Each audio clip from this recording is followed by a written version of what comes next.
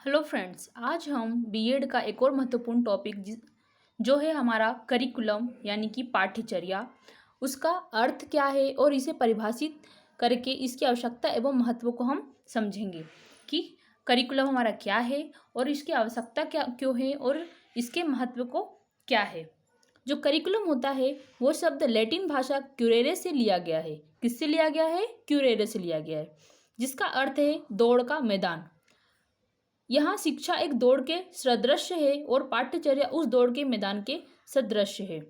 यानी कि अगर हम देखें कि दौड़ का मैदान यानी वो वाला नॉर्मल मैदान नहीं जहाँ पे कोई भी दौड़ता है, जो ये वाला दौड़ का मैदान है उसमें शिक्षा को और पाठ्यचर्या को क्या गया है, एक दौड़ के मैदान के रूप में देखा गया है। अब हम देखते हैं कि शाब्दिक अर्थ में जो पाठ्यचर्या होता है वह मार्ग है जिसके अनुसार चलकर विद्यार्थी शिक्षा के लक्ष्य को प्राप्त करने में सफल होता है। शिक्षा बालक के लक्ष्य प्राप्ति का साधन है। यानी कि करिकुलम हमें ये बता रहा है, इसका शाब्दिक अर्थ ये बता रहा है कि ये जो पाठ्यचर्या है, दौड़ का मैदान है और वह मार्ग है जिसके अनुसार चलकर विद्यार्थी जो होता है वो क्या करता है, शिक्षा के लक्ष्य को प्राप्त करता है और सफल होता है। यानी कि जो करिकुलम है वो बालक के शिक्षा लक्ष्य प्राप्ति का साधन है। अब पाठ्यचर्या का संकुचित अर्थ में कुछ परिभाषा दिया गया है जिसको हम देखते हैं।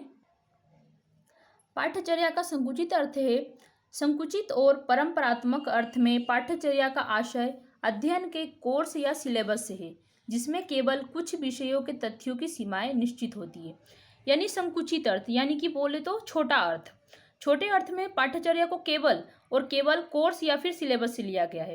यानी कि आप जब देखते हैं, जब हमारा नया सत्र स्टार्ट होता है तो उसमें हमें सबसे पहले क्या होता है, सिलेबस बता दिया जाता है कि तुम्हें इस सिलेबस के अकॉर्डिंग पढ़ना है। और जब इस सिलेबस के अकॉर्डिंग पढ़ के क्या करते हैं, हम फाइनल एग्जाम दे के और फिर हम उस क्लास से अगली क्लास में जाते हैं। तो ये हमारा पाठ्यचर्या का संकुचित अर्थ हो गया। वही हम पाठ्यचर्या का व्यापक अर्थ भी देखते हैं कि पाठ्यचर्या का व्यापक अर्थ क्या होता है। पाठ्यचर्या के व्यापक अर्थ हम देखते हैं कि पाठ्यचर्या के अंतर्गत उन समस्त अनुभवों का समावेशन होता है जो बालक अपने व्यक्तित्व को सर्वांगीण विकास के तहत अंदर तथा बाहर विषयों पर खेलों, क्रियाओं, सरस्वती यात्राओं आदि से प्राप्त करते हैं। अब आप देखेंगे कि व्यापक अर्थ में संकुचित अर्थ में तो केवल क्या था, सिलेबस और कोर्स की बात की गई थी, पर जो व्यापक अर्थ है उसमें उन समस्त अनुभवों, जैसे कि हम स्कूल जाते हैं, वहाँ हम प्रार्थना अटेंड करते हैं, फिर हम वहाँ पे कई सारी गतिविधियों में भाग लेते हैं, जिससे क्या होता है, हमारा व्यक्तित्व का सर्वांगीण विकास होता है ना। और ये विकास हमारे अंदर और बाहर दोनों तरफ से होता है।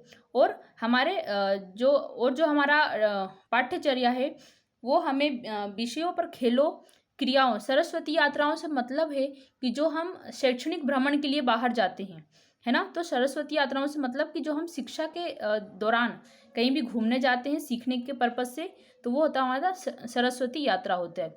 उनसे जो हम प्राप्त करते हैं अनुभव, वो हमारा क्या होता है, पाठ्यचर्या का व्यापक अर्थ होता है। अब हम देखते हैं पाठ्यचर्या की परिभाषा। तो कई सारे शिक्षाविदों ने पाठ्यचर्या की परिभाषा दी है, जिसमें हम पहला देखते हैं कनिंघम के अनुसार। कनिंघम ने क्या कहा है कि कलाकार किसको बोला गया है, शिक्षक को, के हाथ में यह पाठ्यचर्या एक साधन है जिससे वह पदार्थ यानी कि शिक्षार्थी को अपने आदर्श उद्देश्य के अनुसार अपने स्टूडियो यानी कि स्कूल में ढाल सके। कनिंघम ने क्या कहा है कि शिक्षक को एक कलाकार के रूप में और उसके हाथ में जो पाठ्यचर्या है उसको एक साधन के रूप में, क्योंकि पाठ्यचर्या के द्वारा ही शिक्षक जो है पाठ्यचर्या के द्वारा ही क्या करता है, किसी भी विद्यार्थी को क्या करता है, शिक्षित करता है ना। उनके आदर्श उद्देश्य के लिए अपने स्टूडियो यानी कि स्कूल में क्या करता है, ढाल सकता है। उसके बाद फिर मुनरो जो एक शिक्षाविद थे, उन्होंने भी पाठ्यचर्या की परिभाषा दी थी जो निम्न है। पाठ्यचर्या में वे सभी क्रियाएं सम्मिलित है जिनका हम शिक्षा के उद्देश्यों की प्राप्ति हेतु विद्यालय में उपयोग करते हैं। यानी कि मुनरो ने क्या कहा है कि पाठ्यचर्या में सभी क्रियाएं सम्मिलित है। कौन कौन सी क्रियाएं, जैसे प्रार्थना हो गया, लंच हो गया, खाना हो गया, गतिविधि हो गई, खेलकूद हो गया, है ना, प्लस पढ़ाई हो गई।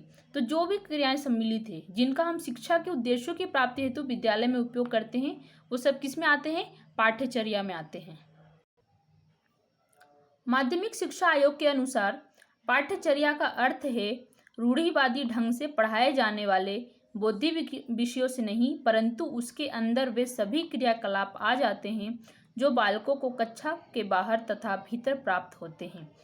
अब जो माध्यमिक शिक्षा आयोग है, उन्होंने पाठ्यचर्या को रूढ़िवादी ढंग यानी कि पुराने जमाने में जो पढ़ाया जाता था कि जो शिक्षक बोलेगा वही बच्चा क्या करेगा, उसको रटेगा, तो और उनके बौद्धिक विषयों से नहीं, परंतु सभी क्रियाकलाप जो हमारे विद्यालय में करवाए जाते उससे जो भी हमें ज्ञान प्राप्त होता है, जो बालक को कक्षा के बाहर और भीतर प्राप्त होते हैं, उन सबको पाठ्यचर्या बताया। किसने? माध्यमिक शिक्षा आयोग ने।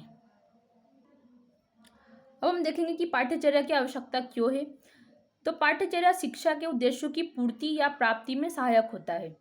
आपने तो देखा कि पाठ्यचर्या क्या होता है, जो भी क्रियाकलाप है, जो भी गतिविधि है, सिलेबस है, वो सारा हमारा पाठ्यचर्या का अंग है ना। तो इस प्रकार से जो पाठ्यचर्या होता है वो शिक्षा के उद्देश्य है, यानी हम स्कूल क्यों जा रहे हैं? शिक्षा के उद्देश्यों की पूर्ति के लिए। तो उसके लिए कौन सहायक है? पाठ्यचर्या आवश्यक है। शिक्षा की प्रक्रिया व्यवस्थित करने में भी कौन सहायक है? पाठ्यचर्या सहायक है। समय एवं परिश्रम का सदुपयोग करने में सहायक है। मनोवैज्ञानिक आवश्यकताओं की पूर्ति में सहायक है। कौन? हमारा पाठ्यचर्या। अब हम देखते हैं कि पाठ्यचर्या के उद्देश्य क्या क्या हैं। तो पाठ्यचर्या के उद्देश्यों का निर्धारण भी निम्न बिंदुओं के आधार पर किया जाता है। जैसे पहला है बालकों का सर्वांगीण विकास। तो पाठ्यचर्या इस उद्देश्य से बनाए जाते हैं कि इसको पढ़कर बालकों का क्या हो? सर्वांगीण विकास हो, यानी कि उसकी मानसिक, शारीरिक और उसके संवेगात्मक सभी पक्ष क्या हो, उनका सभी का सर्वांगीण विकास हो सके। दूसरा हम देखते हैं कि नैतिक चरित्र का निर्माण। पाठ्यचर्या को इस प्रकार से बनाया जाता है, इस उद्देश्य से बनाया जाता है कि वो बालकों में क्या करे? नैतिक चरित्र का विकास कर सके।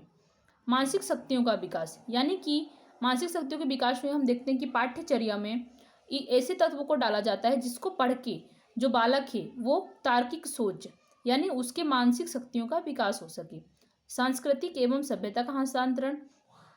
पाठ्यचर्या में हमारे संस्कृति एवं सभ्यता से जुड़े कई आवश्यक महत्वपूर्ण घटनाएं रहती है, जिससे क्या होता है, बच्चे क्या होते हैं उस समय में नहीं रहते हुए भी उसको पढ़ के वो सीखते हैं कि हमारी संस्कृति कैसी है और हमारा सभ्यता कैसा है। इस प्रकार से क्या होता है कि संस्कृति और सभ्यता का हस्तांतरण होता है एक पीढ़ी से दूसरी पीढ़ी में। सृजनात्मक शक्तियों का विकास। अब क्या होता है, पाठ्यचर्या को इस तरह से निर्माण किया जाता है कि जो बालक है उनको पढ़ के वो क्या करे? सृजनात्मक तरीकों से सोच सके और उनके अंदर की शक्तियों का विकास हो सके। और हमारा लास्ट है शिक्षण स्वरूप का निर्धारण, यानी पाठ्यचर्या का उद्देश्य है शिक्षण स्वरूप का निर्धारण करना। इस प्रकार से आज हमने पाठ्यचर्या क्या होता है, पाठ्यचर्या का संकुचित अर्थ, व्यापक अर्थ एवं उसके डेफिनेशन तथा पाठ्यचर्या की आवश्यकता क्यों है और पाठ्यचर्या किस उद्देश्य से बनाए जाते हैं, इसके बारे में हमने इसमें अध्ययन किया। धन्यवाद।